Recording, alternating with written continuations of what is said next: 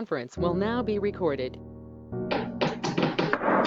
Good evening, everybody. Welcome to this regular meeting of the Vader City Council. It is 6 p.m. on Wednesday, January 7th, 2026. Roll call. Jason Daly.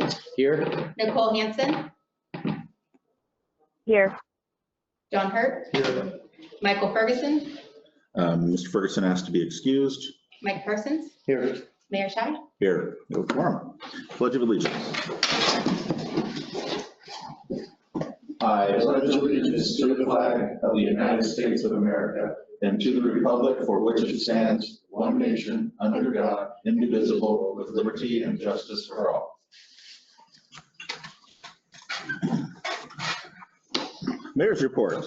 McMurphy Park RCO grant. So the state did get back to us regarding the cultural resources survey, and they asked for a little bit more information on there. And so the archaeologist company, Drayton, is putting those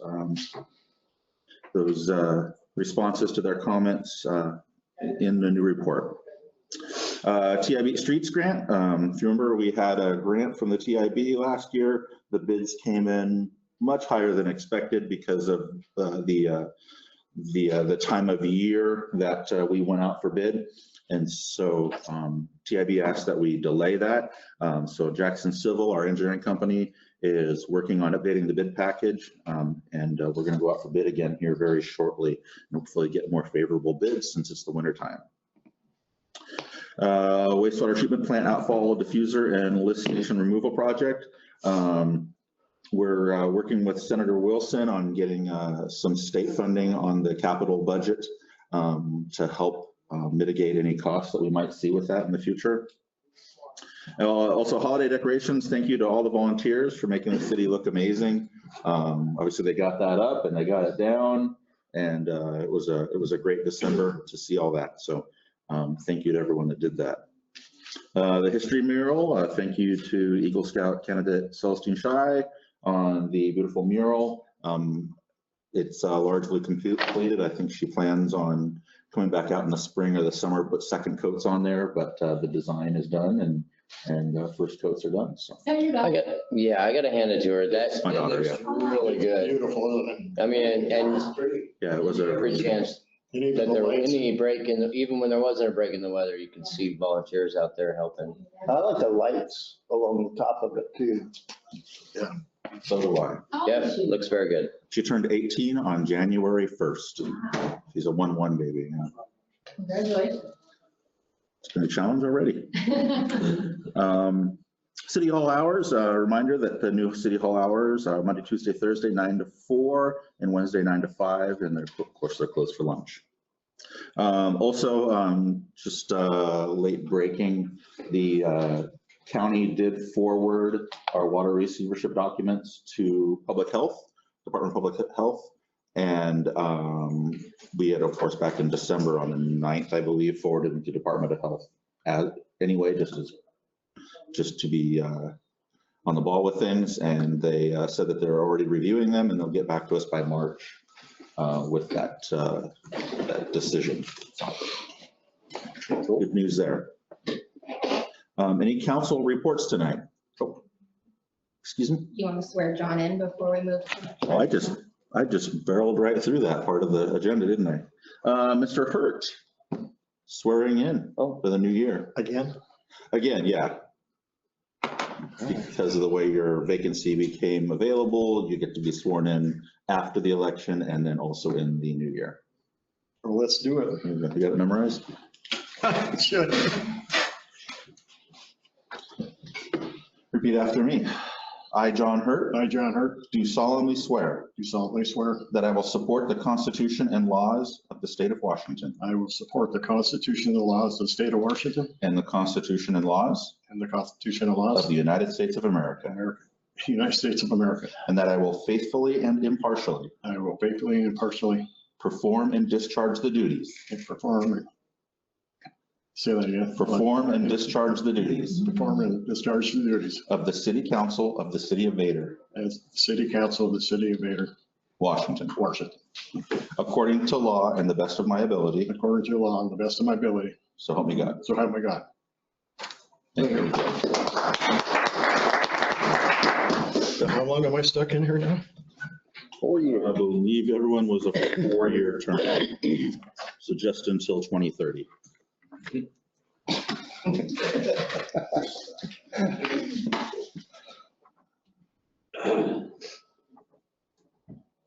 That would make me, Huh? All right, any council reports tonight? 57. No? Okay. Agenda approval. Make a motion that we approve the city council meeting agenda for January 7th, 2026. We have a motion by Mr. Parsons to approve the agenda as written. Do we have a second?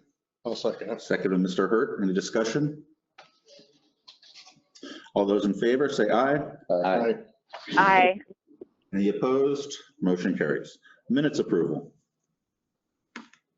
I'll make a motion that we approve the city council meeting minutes for December 17th, 2025 as written. We have a motion by Mr. Daly to approve the minutes from December 17th. Do we have a second?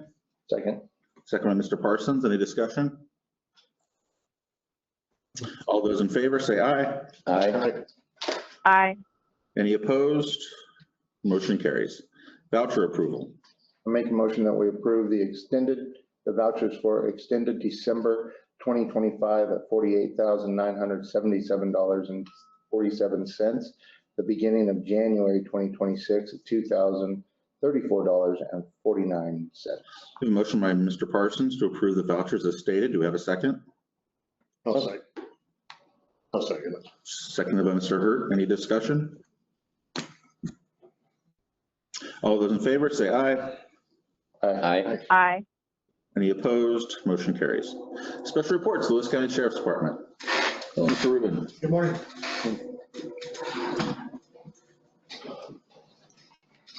For activity for the month of December, there was a total of 310 citizen contacts, 2 on-shift calls, 14 traffic stops, and actually a total of 7 calls for City of Vader.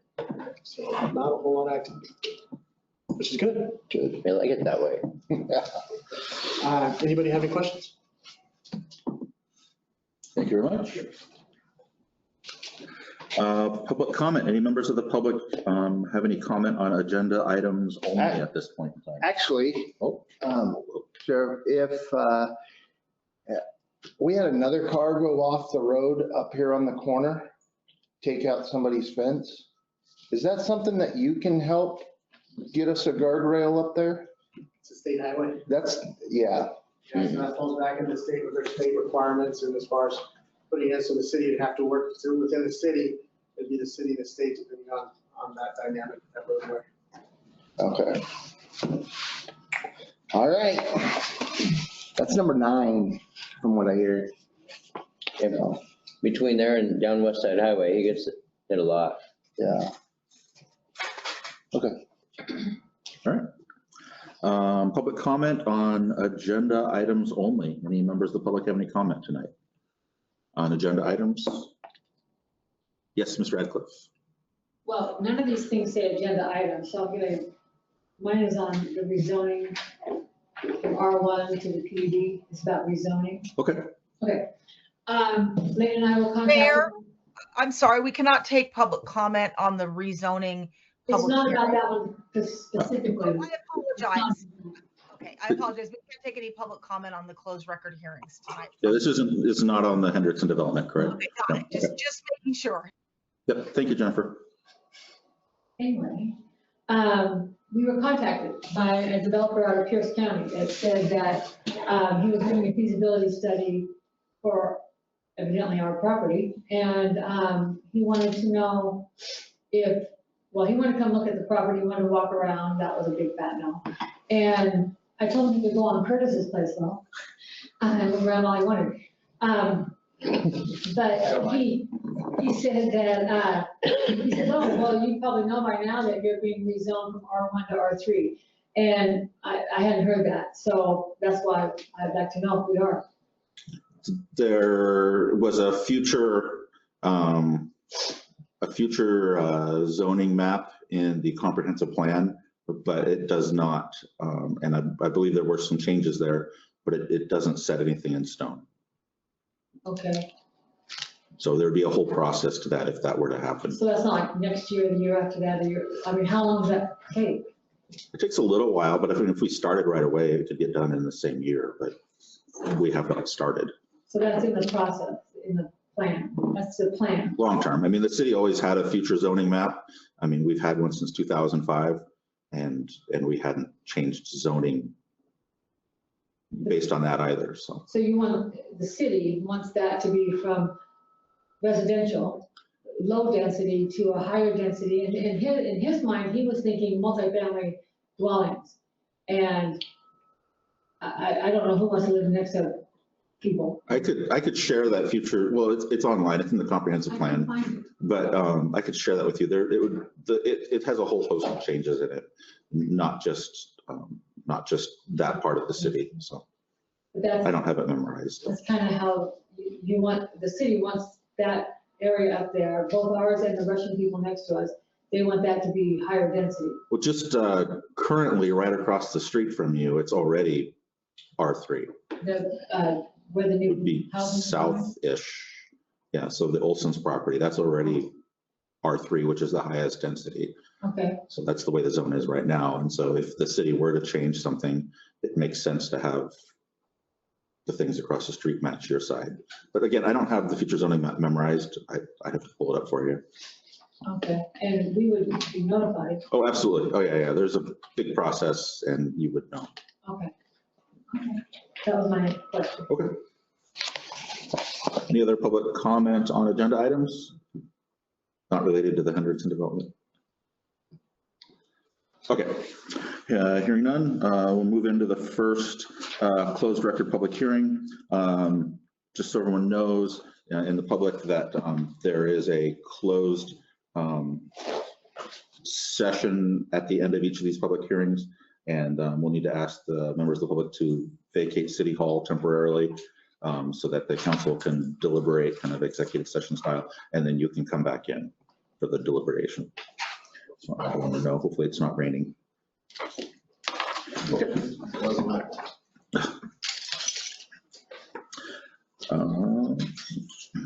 All right, hearing one. The council will next hold a hearing on the Hendrickson rezone application, subdivision 2023-11. This will be a quasi judicial hearing based on the record created by the planning committee. This is a closed record decision and no new information will be allowed. Please note that the hearing on the preliminary plat will occur separately after the conclusion of this hearing. In accordance with the city's code, notice of this hearing was provided to the applicant and to nearby property owners. Tonight we will consider the planning committee's recommendation on the application, and we may hear argument from the applicant and the planning director. Following argument, we will deliberate on the committee's recommendation. Now I'll hand it off to the city attorney to walk the council through the process and go through the required disclosures. Hello, Ms. Robertson. Thank you, Mayor. Welcome, or good evening, council. Unlike most city council meetings where the city council sits as policymakers and legislators, tonight the council is sitting as quasi-judicial decision makers. This means that the council members are sitting as judges to judge the rezone application. And as judges, the council needs to be impartial, weigh the facts, apply the law, listen to the testimony, and consider the standards in the code for when the rezone should be granted. And they're asking for a public planned unit development. This also means that the council needs to meet certain standards, including a standard under Washington law called the appearance of fairness standards, which means you must not just be fair, you must also appear fair. Council members, as part of this, must disclose any contacts that you may have had with any party about the application. This is called ex parte contacts. If someone spoke to you, emailed you, dropped you a letter about the project, that's an ex parte contact. For appearance of fairness, this means that you do not have any relationship with any party to the application that would create a conflict or make it seem like you cannot be fair in deciding the application. In Vader, Planning Committee member Parsons was part of the public hearing and voted on the rezone application. She is married to City Council member Mike Parsons. And while this is not an issue in legislative matters referred from the Planning Committee, it does create an appearance of fairness issue for quasi-judicial matters. Therefore, in order to avoid an appearance of fairness problem, Councilmember Mike Parsons has recused himself from this decision. And I can't tell if he's still in the room. If he is, he needs to go to another room once we start this. He's recused himself from this decision. That way there's no family relationship between decision makers at different levels of the administrative hearing process. Apart from what I just mentioned, does any member of the City Council have an appearance of fairness issue or any ex parte contacts that they would like to disclose at this time pertaining to the Hendrickson rezone application? And we just go to the council, and if they have nothing to report, they could just say nothing to report on the record to make it really clear. If they have a contact to disclose, they could disclose it. This is Jason Daly. I have nothing to report. John Hurt, nothing to report. Councilmember Hanson, nothing to report. Ms. Robertson, I have talked with the applicant. I'm the mayor and I don't have a vote, but I just wanted to make sure I said that. Yes, and is Councilmember Ferguson? He is absent. Oh, he's absent. Okay, I can't tell from the little teeny tiny screen. All right, well, and that's fine, Mayor, because you're not voting on the application. So no one has put anything on the record that would relate to having ex parte contacts or an appearance of fairness issue. Therefore, if any member of the applicant knows of something and wishes to challenge a council member, they may do so at this time. And I see Travis Mayette is on. I don't know who else is on. If the applicant wants to challenge any council member's participation, they can do so. Okay, I don't see anyone raising their hands. Since there are no challenges, the period for challenges has now closed and any potential challenge would be waived. At this point, I will hand it back to the mayor to open and the council to open the public hearing.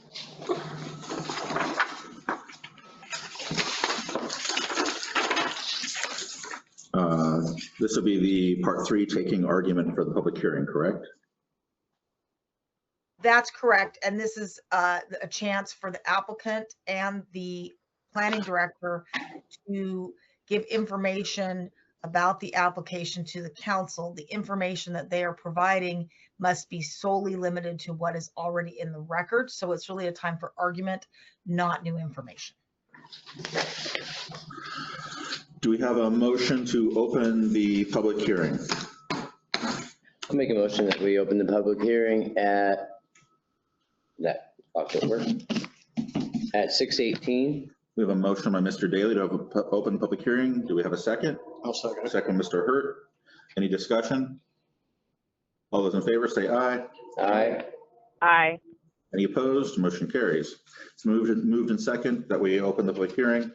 Since there's no further, this is not a general public hearing period. The period is solely for the purpose of taking argument from the parties, applicant and the planning department. No new information may be provided and the argument is to be based solely on the record created by the planning committee. Does the applicant wish to present argument to the council?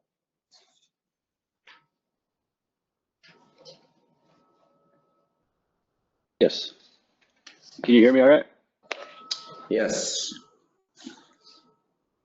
I just, yeah, this is Travis Mayette with the applicant representative. And I guess I just want to reiterate, I also said this in this memo, which is attached. And I guess I just want to thank the city and the city staff, worked with the mayor and staff for the last 3.5 years now. And I guess we work closely with them to come up with a plan that benefits both the city and the applicant or the developer. So just wanted to reiterate that and say thank you. I think we're up to a good point here. Thank you. If there's nothing else from the applicant, the planning director may also make argument to the city council. Great. Does everybody hear me okay? Yes. Great.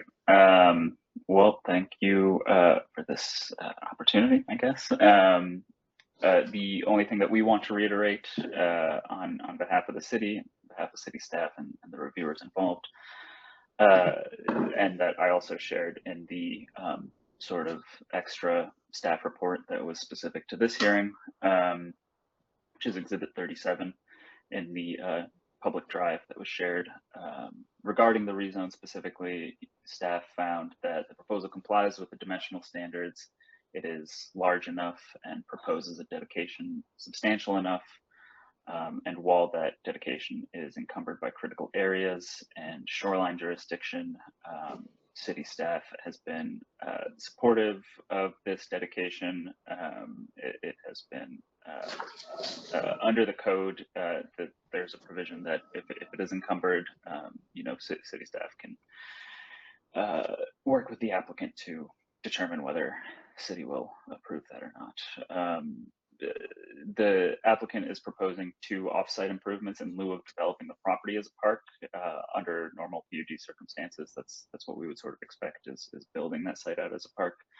Instead, the applicant has chosen to build out a parking lot on the neighboring city-owned planned park property, which is tentatively been named Park Street Park, I think is how people often refer to it, and providing some paving on E Street. Those are the 2 sort of developments in lieu of developing that other site as a park. The one kind of key point here that was brought up in the in previous hearings is that the developer is not proposing any commonly owned facilities.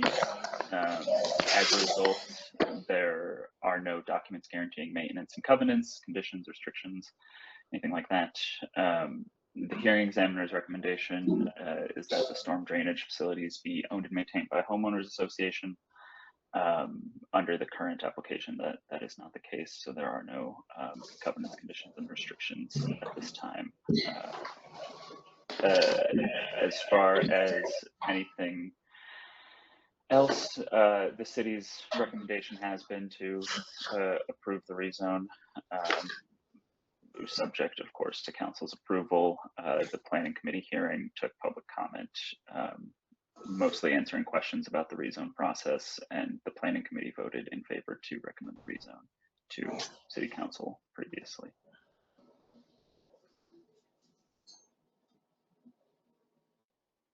Thank you. All right, thank you.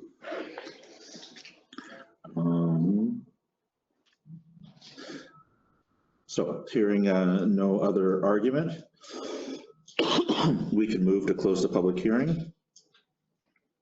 Do we have a motion to close the public hearing? I'll make a motion that we close the public hearing at 6:22. A motion by Mr. Hurt to close the public hearing. Do we have a second? I'll second it. Second by Mr. Daly. Any discussion? All those in favor say aye. Aye. Aye. Any opposed? Motion carries. Okay, we'll move on to the closed session. Under RCW 423142, the city council is going into a closed session regarding this quasi judicial matter. We will be in a closed session for, Mr. Robertson, how long do you think we should be in a closed session for? 5 minutes, 10 minutes? I would say 10 to start with, and if council needs more than that. Okay. We will go into a closed session for 10 minutes, which means we will reconvene at 6:35 p.m. Once we return to open session, and we'll begin deliberations on this application. So I'm going to ask the public to leave City Hall until 6:35 p.m. Apologize for needing to do that, but our facilities don't allow for a second chamber. Thank you.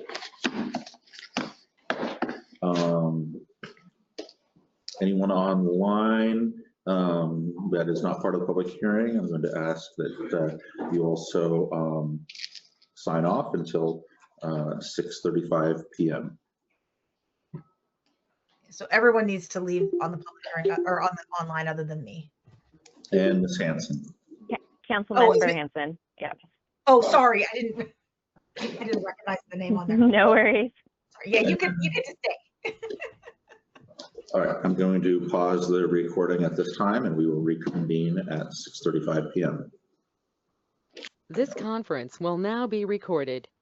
At 6:35 PM, we're going to reconvene just for a moment. We are still deliberating, and so the council is asking for 10 more minutes. So we will reconvene at 6:45 PM. Thank you.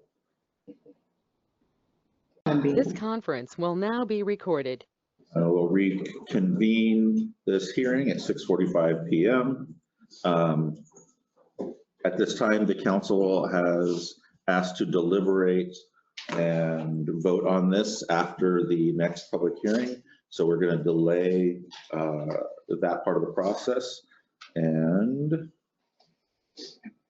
Jennifer, we need to close this public hearing, correct? And then open the next? I believe the public hearing was closed before we broke into closed session. So we can jump right into an introduction of the next application, the second hearing. Okay, we'll move on to the second script then. The council will next hold a hearing on the Hendrickson preliminary plat application, subdivision 2023-11. This will be a quasi judicial hearing based on the record created by the hearings examiner. This is a closed record decision and no new information will be allowed.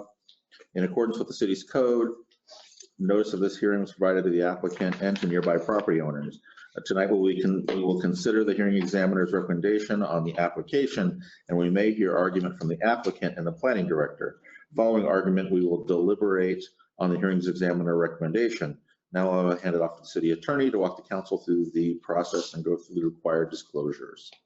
Thank you, Mayor. As I said at the start of the last hearing, the council is sitting as a quasi-judicial body. They must abide by the appearance of fairness standard, which includes disclosing any thing that might make them not only be unfair, but appear unfair, as well as any ex parte contacts. So we're going to ask if anyone has any appearance of fairness issues or ex parte contacts. I will put on the record that the council members have had contact with the city clerk with regard to the meeting and the city attorney with regard to the meeting materials, meeting procedures, and scheduling. Councilmember John Hurt attended the hearing examiner hearing and asked some questions which are on the record. Other than those that I've just disclosed, if I could have the council members go through and share if you have anything to report. If you don't, you can just say nothing to report. This is Jason Daly. I have nothing to report. Councilmember Hanson, nothing to report. John Hurt, nothing to report. Mike Parsons, nothing to report. All right. There's been no disclosures made by any of the council members. Does the developer or the applicant desire to challenge any council member? Nope. All right. So there's been no challenges, and therefore the period of challenges has now closed, and we can go ahead and move on to open the public hearing and take argument from the planning director and from the applicant.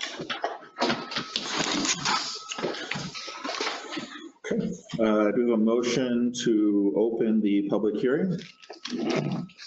I'll make a motion that we open the public hearing. A motion by Mr. Daly to open the public hearing. Do we have a second? I'll second it. Second by Mr. Hurt. Any discussion? All those in favor say aye. Aye. Any opposed? Motion carries. This is not a general public comment period. This period is solely for the purpose of taking argument from the parties, the applicant and the planning director. No new information may be provided, and the argument is to be based solely on the record created by the hearings examiner. Does the applicant wish to present argument to the council? Yeah, I would like to add one thing. I just want to reiterate a couple points in the memo I previously submitted in regards to the hearing examiner's recommendations for conditions of approval, specifically those that have talked about street trees, landscaping, fencing, and HOA ownership of the stormwater tracts. I guess I just wanted to reiterate that these items are not currently mandated by city code, and that, yeah, like I said previously, we've worked with mayor and city staff throughout this process. So, thank you.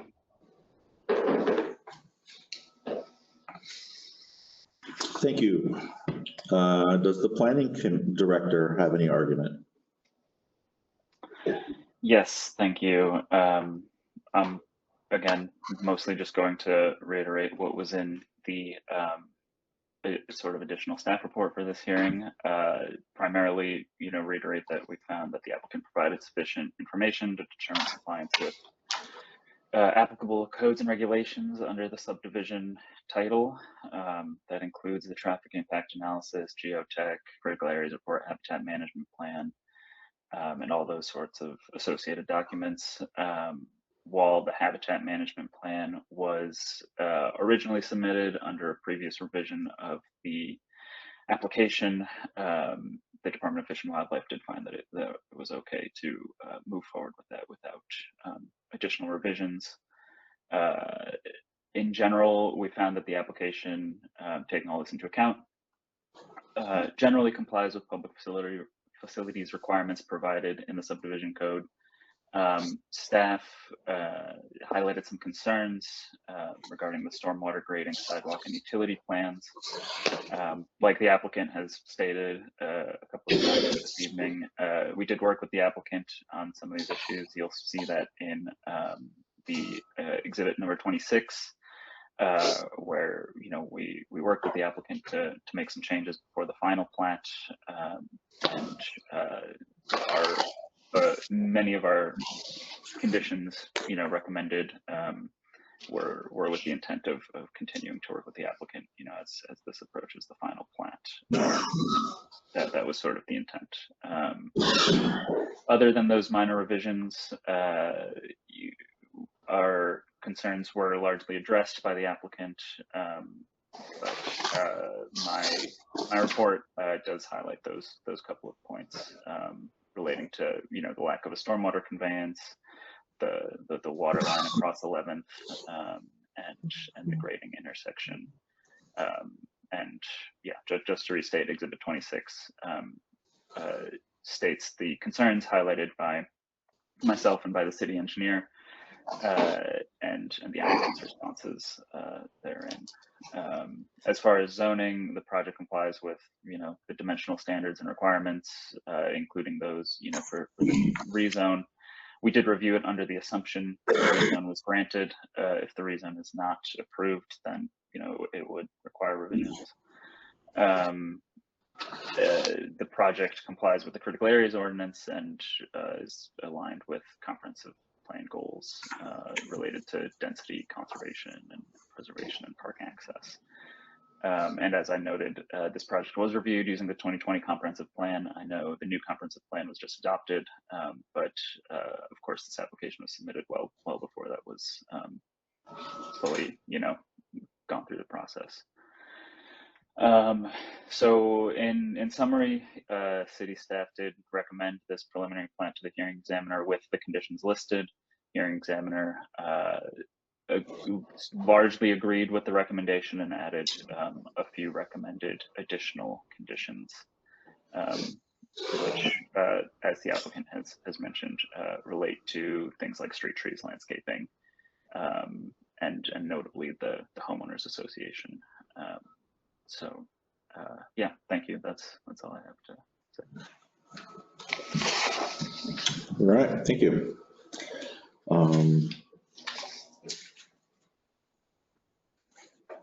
Can we have a motion to conclude the public hearing? I'll make a motion that we end the public hearing at 6:54. A motion by Mr. Daly to close the public hearing. Do we have a second? Second. Second, Ms. Hanson, discussion? All those in favor say aye. Aye. Any opposed? Motion carries.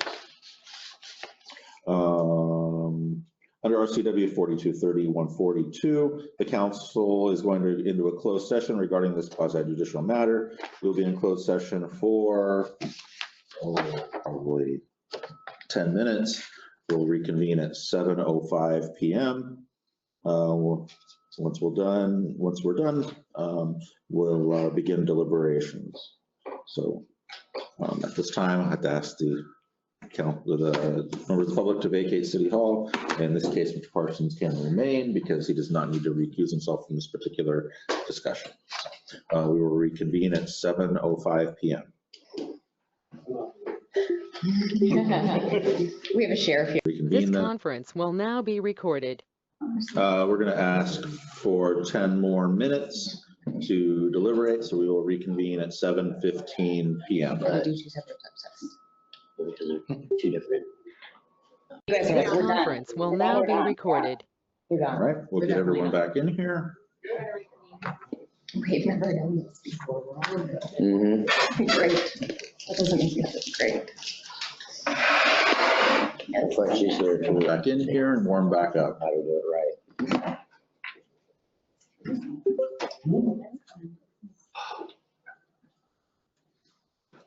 How's the weather? You get a free dinner. You want to work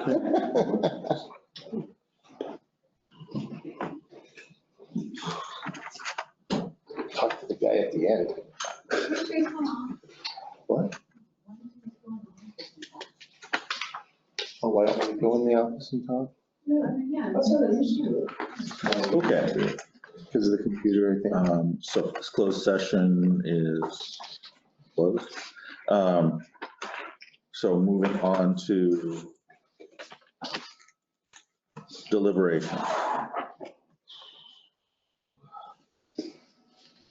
Jennifer, will you lead us through deliberations? Certainly, I'm happy to do so, Mayor. So the council is going to deliberate on the 2 applications together because they are interrelated, and the recommendations from the hearing examiner, if accepted, would impact the rezone, and the rezone is required for the subdivision. However, because Councilmember Parsons has recused himself from the rezone, while he will stay in chambers, he will not be voting or discussing or influencing the rezone decision, but he will be only discussing the subdivision. So before the council tonight is the rezone application, which is to rezone R1 to planned unit development with the conditions of approval as set forth in the staff report. There's also the subdivision to subdivide what would be rezoned property, if it's rezoned, into 9 residential lots, a couple of stormwater tracts, and a public open space tract. The hearing examiner added 2 conditions of approval to the subdivision proposed conditions, which included that there be a creation of a homeowners association, and in order to manage the stormwater tracts, the perimeter, that there be a perimeter fencing around the development and landscaping around the development, and that those also would be owned and maintained by the homeowners association. Under the city's code for planned unit development, if there are going to be any components of the development that will have common ownership, the developer is required to create the homeowners association and to submit covenants, conditions, and restrictions, as well as performance guarantees to the city. That normally would happen before the rezone hearing. That did not happen because they were not proposing common ownership.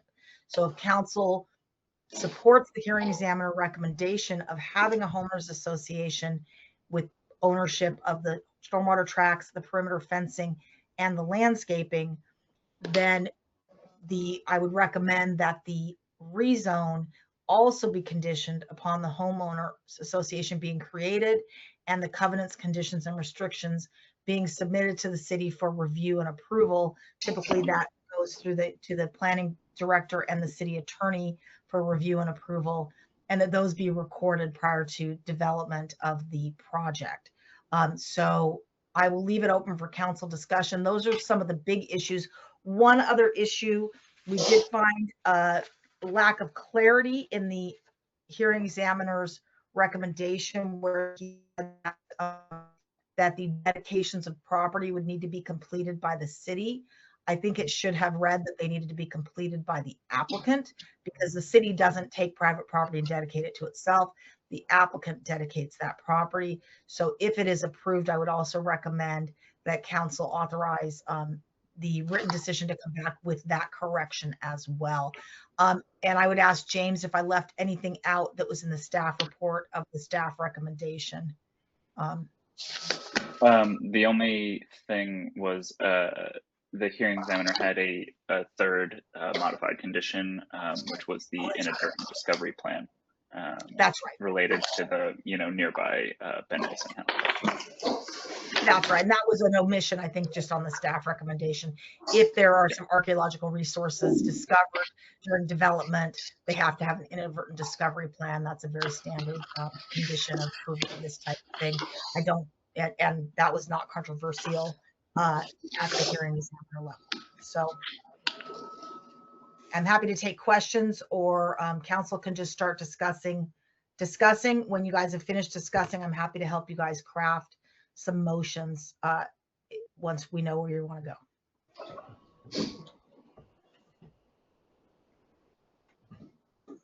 Floor is yours.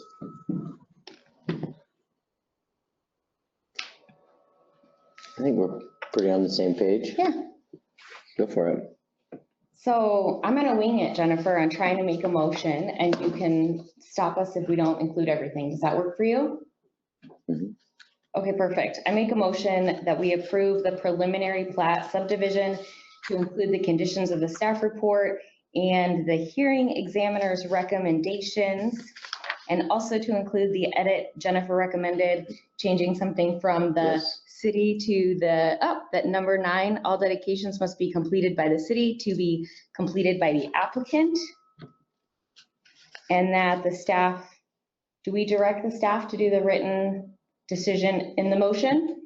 Okay, yeah, and the staff will bring back a written decision at a future council meeting to make the decision official. And as part of that motion, we direct the staff to include, or we direct the staff to provide a written decision, which will include the recommendations of the hearing examiner also for the rezone. Did I get it all?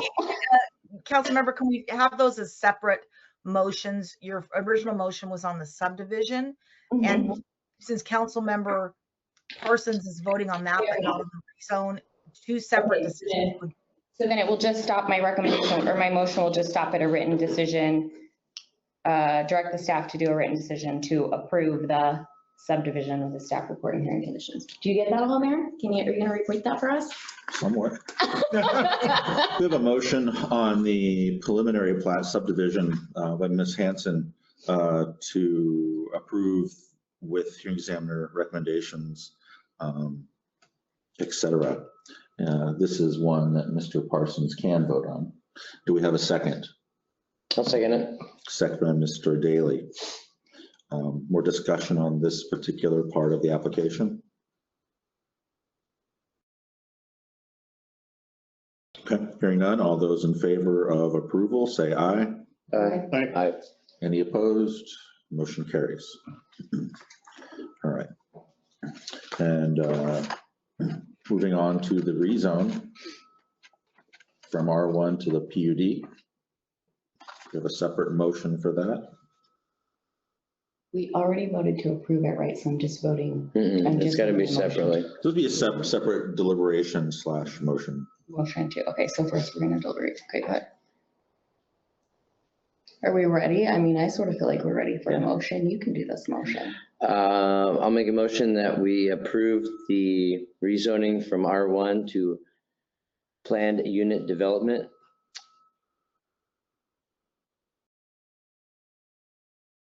With the changes from the trees to some kind of vegetation. And that's all I can remember to say.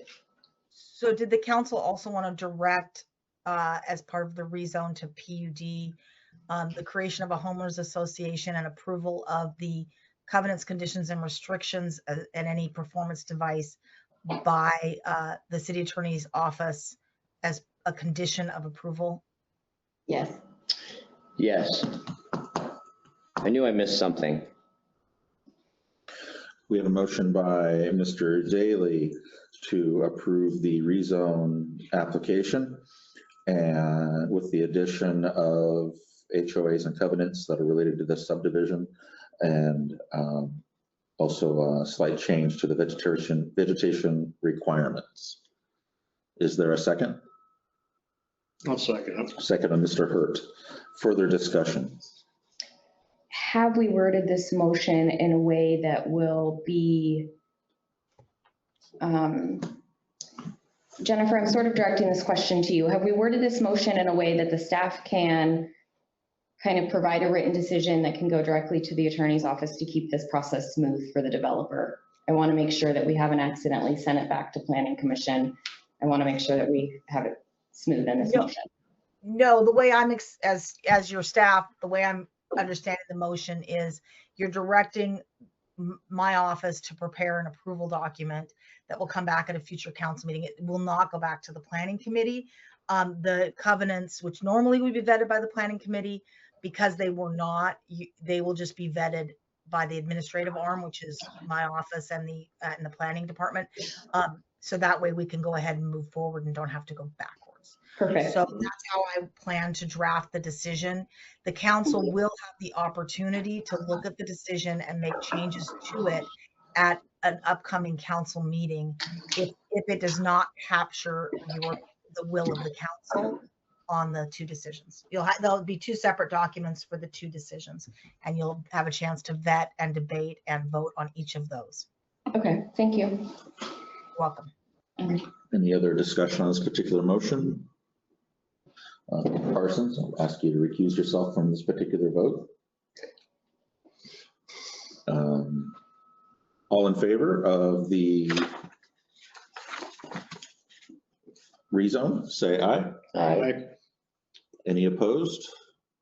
Motion carries. Okay, Mayor, if I may, we will, my office will prepare the written land use decisions on the subdivision and on the rezone. Those will be brought back for a future council meeting. However, until the council has approved those two written decisions and the appeal period has passed, you are still sitting as quasi-judicial decision makers. So I want to make sure that the council, the applicant, and the public are all aware that the city council is still in its decision-making process, and the applicant and members of the public should not contact or communicate with any member of the city council regarding either application until such time as the city council has voted on the written decision and the decision becomes final under the law. The public is welcome to contact members of the council on issues unrelated to either application or this development. And members of the council should avoid any ex parte contact or communication with the applicant or with any person favoring or opposing either of the applications until after the city council's decision becomes final. And as I said, it will not become final until you have approved the written decisions and the appeal period therefrom. Thank you. You're welcome. Okay. Moving on to city business item number 1, council to appoint a mayor pro tem for the 2026-2027 biennium. Every 2 years, the council appoints a mayor pro tem. It's been 2 years since, yeah, it was rough for you, wasn't it? Since Mr. Daly took that responsibility. Basically your backup mayor. So you also, as a part of mayor pro tem, you're also allowed to be a signer on the city checking account. So in case of the mayor's absence. Mr. Parsons, you did this. I've done it before, and before Mr. Daly did it. yes, and I'm gone more than you are. Or not present more than you are. So, all right, I'll open it up to council to decide. And no one says that Mr. Daly couldn't do it again. I was just gonna say, are you Are you opposed to doing it again? I'm not opposed. I know we're all busy You people. did a but I'm great here. job when you were gone. I'm in town 90. I make a motion that I don't mind. let Mr. Daly be the pro mayor. the pro mayor? Pro mayor. Mayor pro tem? Mayor pro tem. You have a motion by Mr. Hurt to appoint Mr. Daly as mayor pro tem for the next 2 years. Do we have a second? Second. Second on Mr. Parsons. Any other discussion? No? All those in favor of Mr. Daly continuing his role as mayor pro tem, say aye. Aye. Aye. Any opposed? Motion carries. Thank you, Mr. Daly. Thank you. We appreciate it. That was our one item of city business tonight. We knew things were going to be hectic, so we kept it short. Public comment on any items. Do we have any members of the public have any comment on anything in particular? Mr. Radcliffe. Cindy Radcliffe, 1027th Street. I have a couple things. First of all, this was our subdivision as presented to the city on February 20th of last year. Well, I don't know if I have it. Well, yeah, I do. And the planner, James, and other people started working on it, the city staff started working on it, and through many emails and texts and meetings and everything, for the next several months, we worked on all the requirements that were necessary. There was like 3 pages of requirements that we needed to get done. And we thought we were getting toward the end of it. And then at some point, 2 weeks ago, we heard from Joe that we couldn't have 6 lots. It's always been 6 lots, but we couldn't have 6 lots because RCW or something said that the ordinance says it has to be 8 lots. So we changed it. We called our surveyor, and now it is 8 lots. But here's my problem. I'm not sure why it took 10 months for somebody to say somewhere that it didn't fit zoning. Because I'll guarantee you, if Leighton and I wanted to put a crematorium in the middle of our field, that somebody somewhere, the planner or somebody would say, oh, I'm sorry, you can't set people on fire in the middle of your field because you're not commercial. I know that somebody would tell me that. And I'm not sure why the planner or city staff or somebody didn't say, the zone, you're zone R1, and you're not allowed to have 6 lots per acre or per your plan. You have to have 8. Because we would have changed it back in May or June or July or August or September, any of the other months, we would have changed it. We weren't opposed to it. I still think that the 6 lots are better because you've got to give people some space. We have enough of the itty bitty little lots, the 6,000, 8,000 square foot lots. In fact, right down below us, pretty low when I bring handouts. Oh, I like it. Yeah, isn't that nice? That's right down below us. It gets you real up and close and personal. And it's incredibly small. Those are, those that they have put in there are about 20 to 30 feet apart. They do not have backyards. They can barely pull out the street to park. Quality of life, which is in our purpose of our municipal code, we're supposed to worry about quality of life. Those people don't even have a backyard. They barely have a front yard. Now they're parking in their front yard because they have no space. And I understand we have to have affordable housing. I get that. But we also have to have a little bit higher end housing as well. That's why our 6 lots were a better choice. And those were 1/3 of an acre as opposed to 1/4 of an acre. Now, if you want to know exactly what 1/3 of an acre is, it's not incredibly big. Joe's house sits on 1/4 or 1/3 of an acre. I mean, yours is a reasonable lot. The ex-mayor, Ken Smith, his house sat on 1/4 of lot. Lois Wilson, the one that bought Colonel Smith's place, that was a 1/3 of a lot, or 1/3 of an acre. These are not huge lots. And you've got to give people space to build quality housing as opposed to whatever the hell those things are down on G Street. You've got to give them backyards and a place to have a double-car garage. And just to shove everybody in to the same little tiny spots, that's going to erode our property values. We've got to have a mix. And that's why we proposed having the 6 lots as opposed to 8. Now, Joe said in his email, it's not up to the city to tell us what the zone is. Well, I disagree. I think it is up to the city to tell us if we are not in compliance.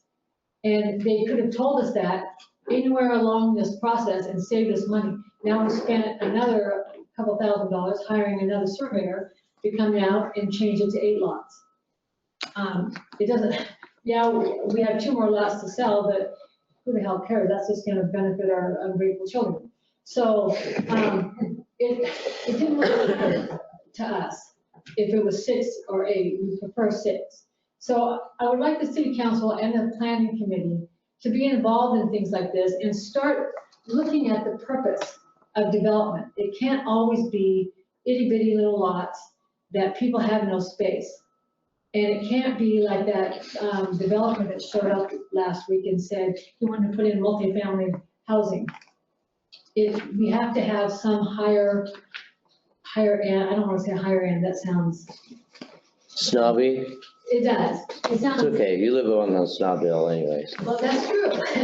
But I mean, I don't mean that, but you gotta have some higher cost housing, $400,000 or $500,000, maybe $600,000 homes. You can't just have $300,000, places. And I think you have happier people if they have some space and the guy can build a shop out back where he can go hide.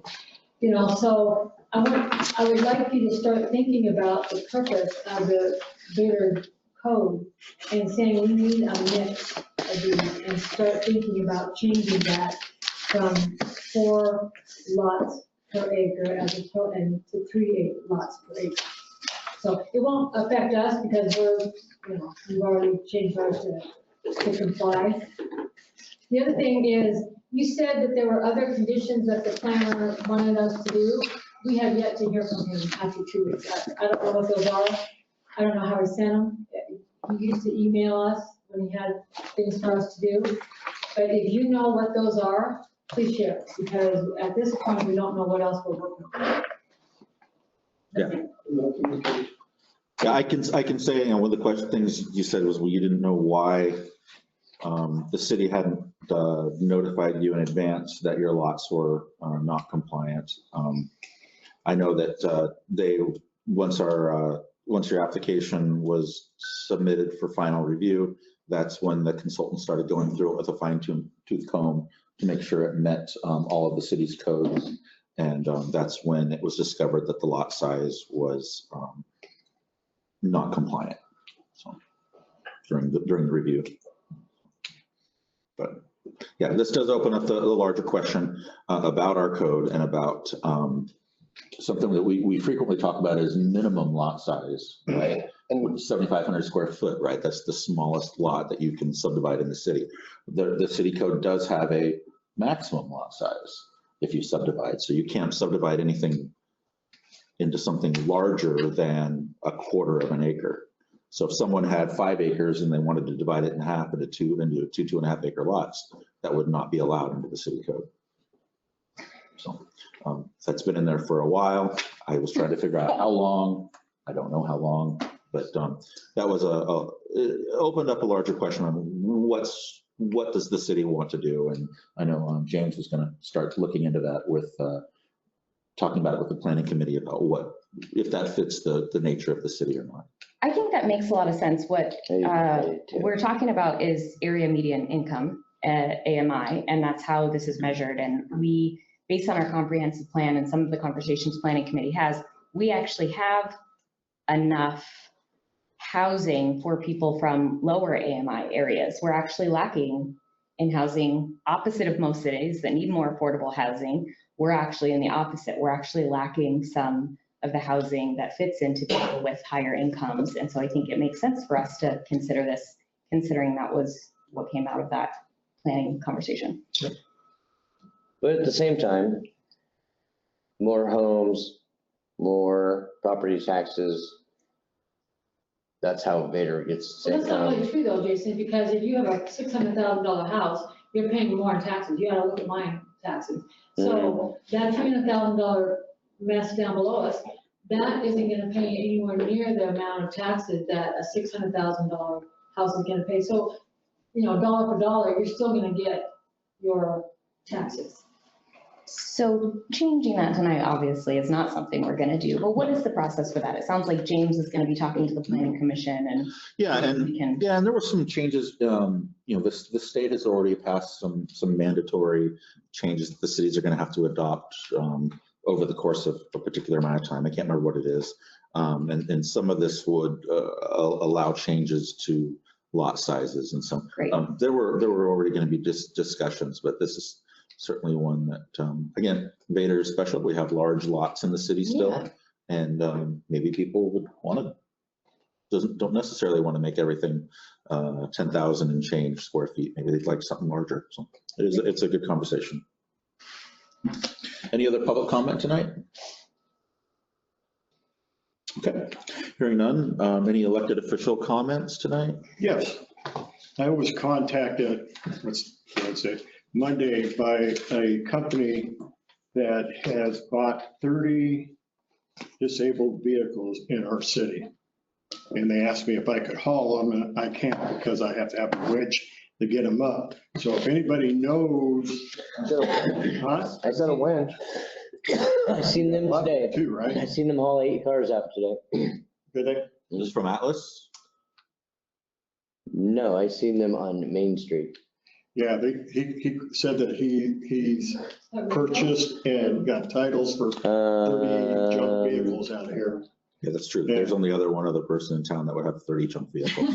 No, but that's from different people. No, not, I figured out that. No, not there. But Excellent. if anybody's got a trailer that has a winch and ramps that would like to make some extra money, contact me. I'll give you their phone number and stuff. And Where are you hauling them to? they're going to haul them down to Vancouver and into Portland to, I guess, Snitzer down there to recycle them. So. You got a lot there too, don't They're you? not running them. No. For ornaments. Yeah, mine's only a 16 footer, but if you want the winch, you can, it just comes. I don't have any place to put it on my trailer. Oh, I just refabricated mine. I can push it up on it with my tractor. You could. But, Okay, great. yeah. Good to get that there. Any other elected official comments? Okay. There is one more item of city business tonight. There is an executive session. Oh, forgot. But there is no other city business after the executive session, and we will just adjourn. So I'll hang around outside until we're done, but say goodbye to us if you want. come back to chat afterwards if you'd like. Leighton isn't leaving.